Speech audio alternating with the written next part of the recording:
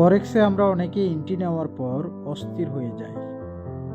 বাস্তবে একটা এন্ট্রি নেওয়ার পর আপনাকে প্রচুর ধৈর্য ধরে এন্ট্রিটা ধরে রাখতে হবে।